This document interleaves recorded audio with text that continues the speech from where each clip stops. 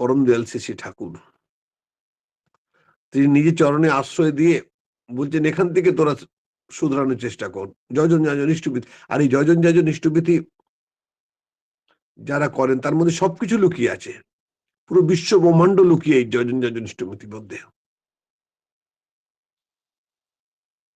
তারা তাকে পাওয়ার পর এই জীবনে কত মানুষকে দেখেছি, মানে বেগতিক জীবন ছিল, জীবনে কত সার ছিল না। কেউ মদ খেত, কেউ নেশা করতো, কেউ কিছু করতো, মানে একটার পর একটা, একটার পর একটা ওই সমস্যা থেকে বেরোতে পারতো না। কিন্তু ঠাকুরকে ধরে, তাকে ভালোবেসে, আচার্য সঙ্গ করে তারা ওই জায়গা থেকে বেরিয়ে একটা নতুন জীবন পেয়েছে তারা।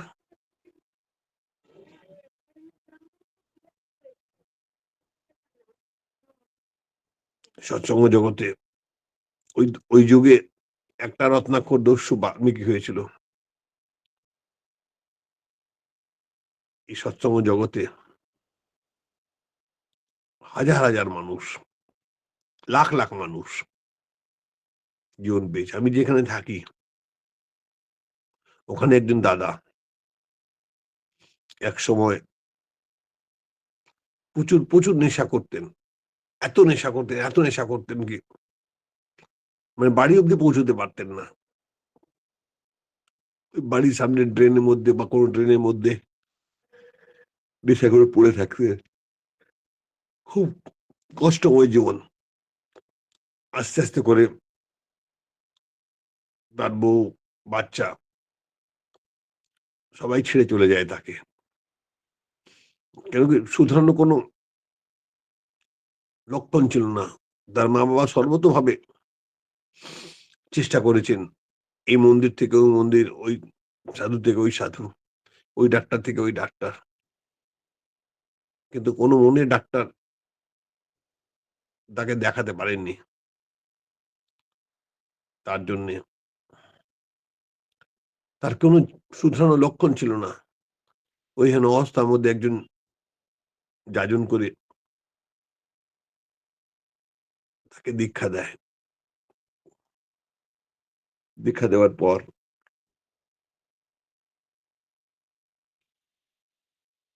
আস্তে আস্তে তাকে নিয়ে ইষ্টের কাজের মধ্যে আস্তে আস্তে তাকে যোগযুক্ত করা আরম্ভ করলো। কিন্তু নেশা চলছে, কিছুতেই সেখান থেকে বেরোতে পারছে না। একজন দাদা, ঋত্বিক দাদা, যে তাকে দীক্ষা দিয়েছিলেন, তিনি কৌশল করে বললেন কি, চলো দেওঘরে যাই। সে সময় আচার্যদেব শ্রী শ্রী দাদা ছিলেন।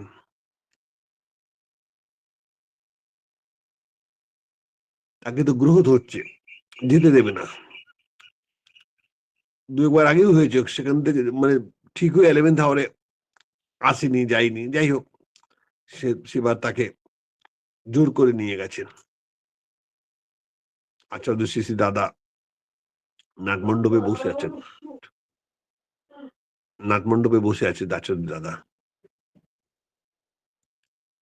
ঋত্বিক দাদা গিয়ে প্রণাম করলো, উনিও প্রণাম করে বসলো। ওই সময় একজন দাদা এসে আচার্যদেবকে নিবেদন করলেন,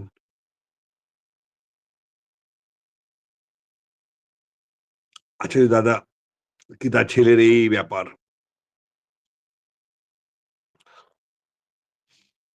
আচার্য দাদা ব্যাখ্যা করতে আরম্ভ করলেন, কিন্তু মানুষ যখন ইষ্ট নেশা ছাড়া অন্য যে কোনো নেশায় গ্রস্ত হয়, সেই নেশা তাকে জড়িয়ে ধরে।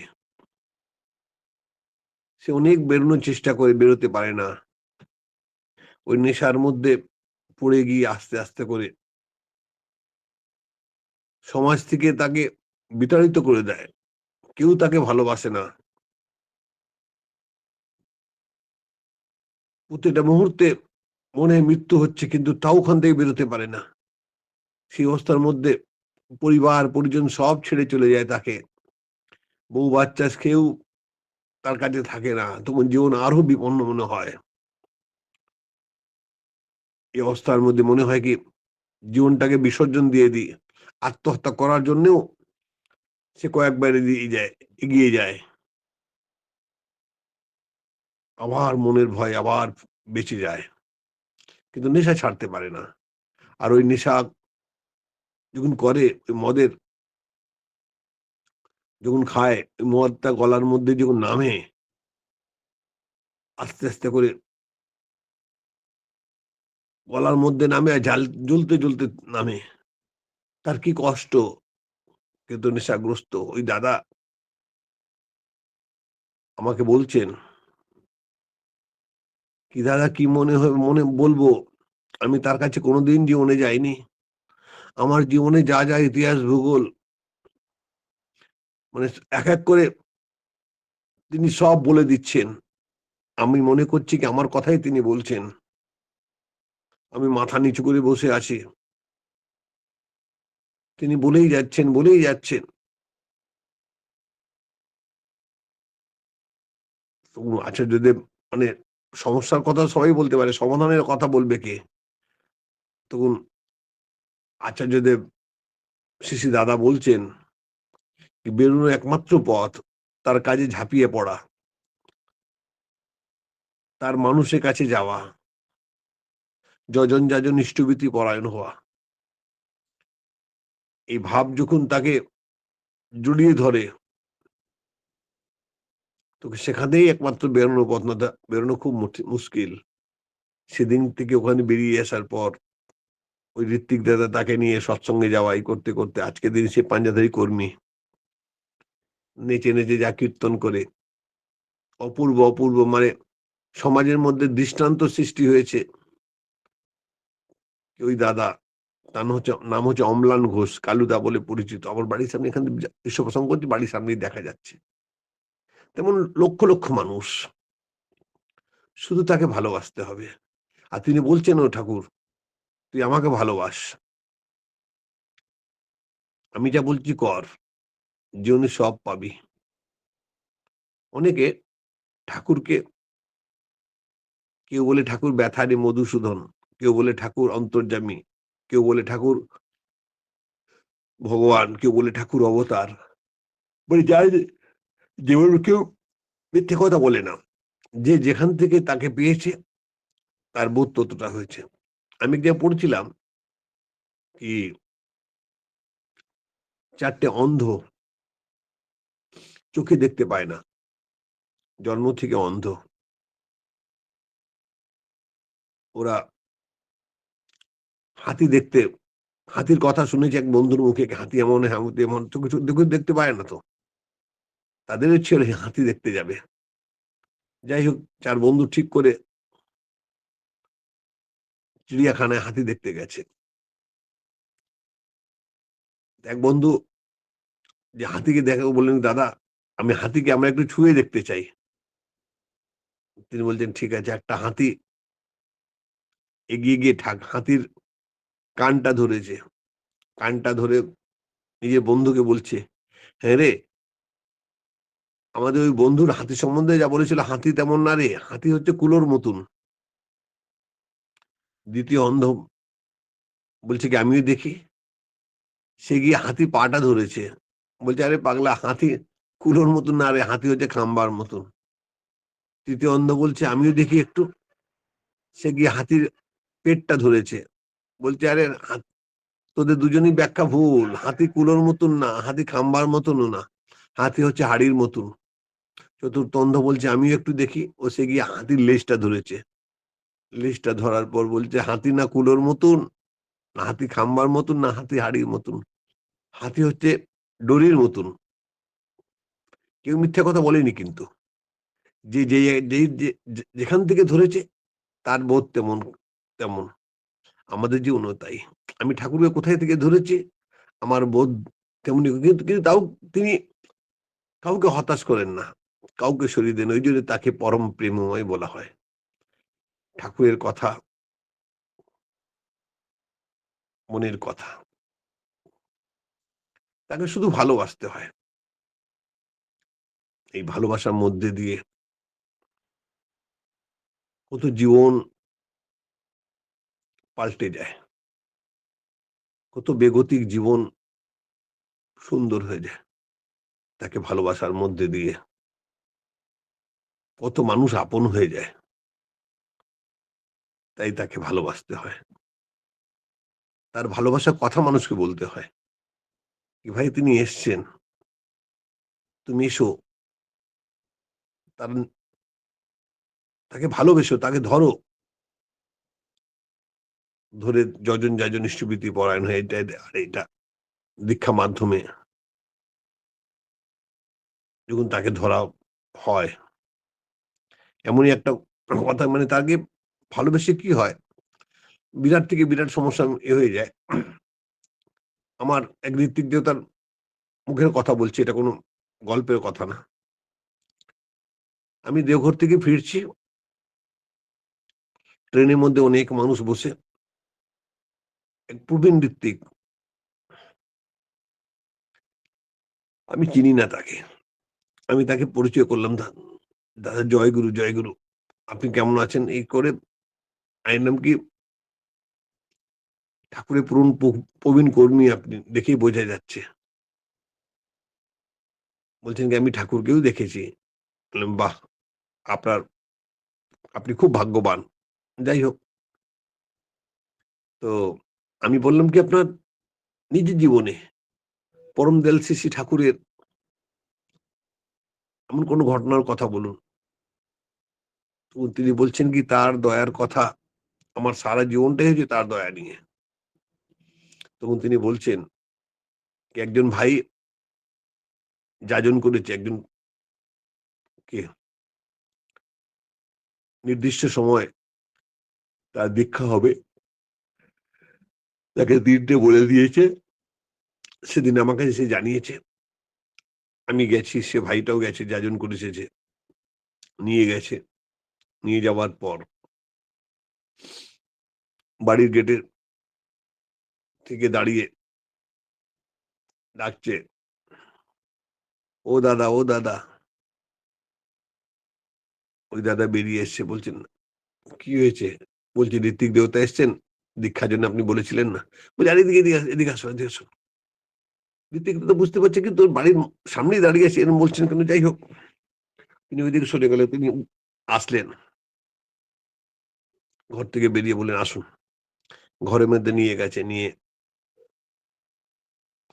দীক্ষা পিড়িতে বসিয়ে দীক্ষা হচ্ছে, দীক্ষা কমপ্লিট হওয়ার পর তার ফর্ম ফিল আপ করার পর যখন সই করাচ্ছে, পড়ানো টরানো হলো, ঋত্বিক বাড়িতে কে কে আছেন, বলছেন বাড়িতে মা আছেন, বাবা আছেন। তিনি বলছেন কি যান, তাকে প্রণাম করে আসুন।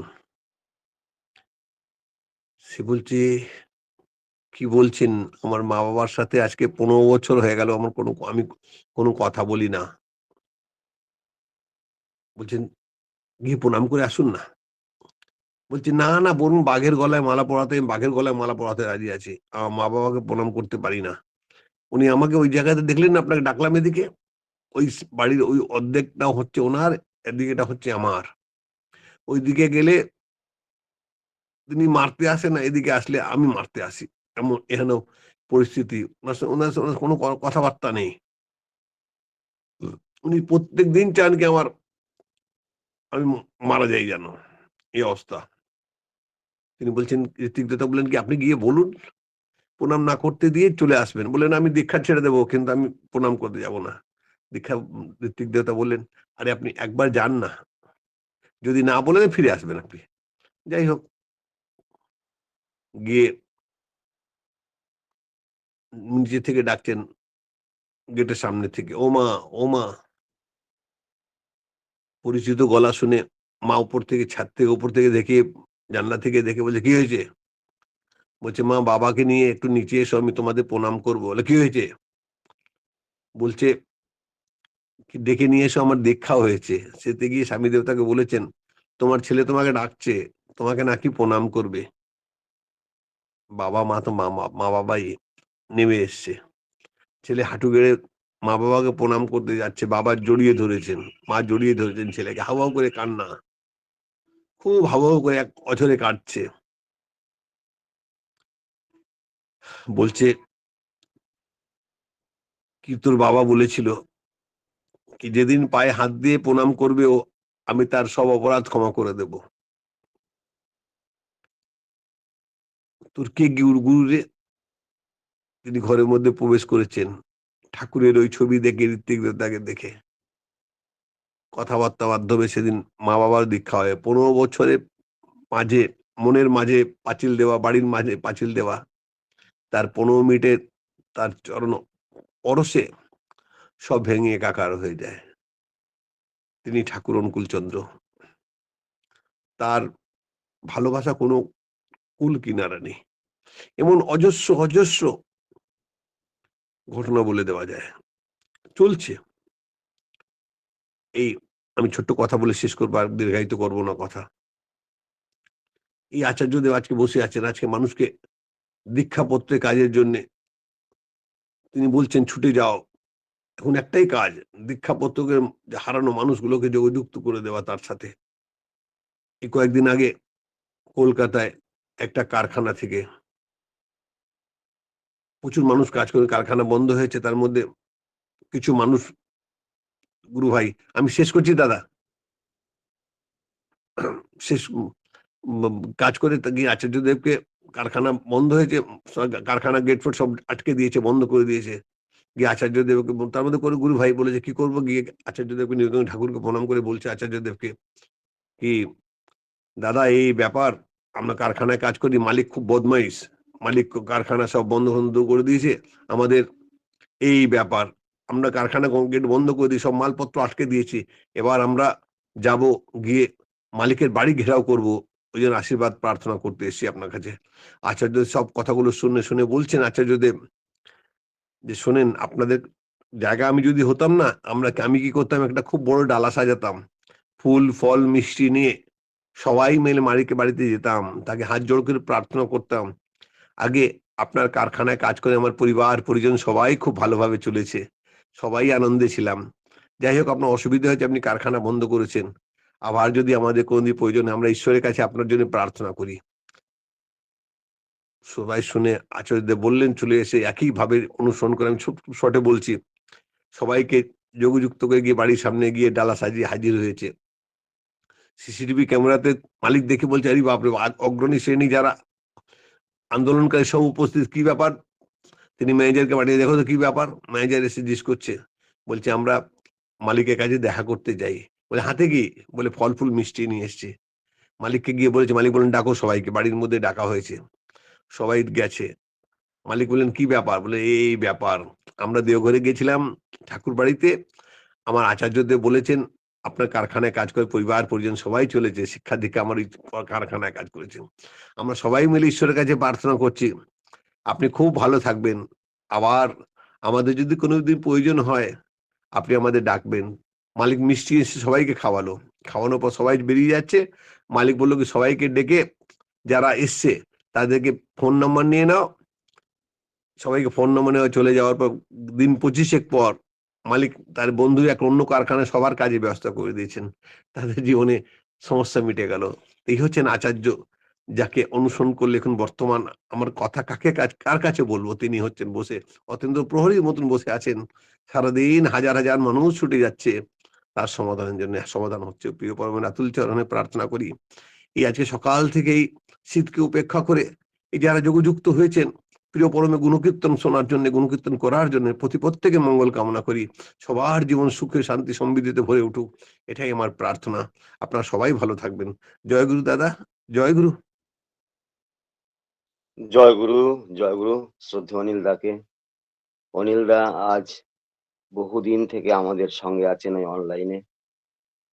সেই লকডাউন থেকেই অনিল দা সমাজের সেবা করে আসছেন। যখন ভরা লকডাউন, তখন উনি প্রচুর মানুষকে সেবা দিয়েছেন।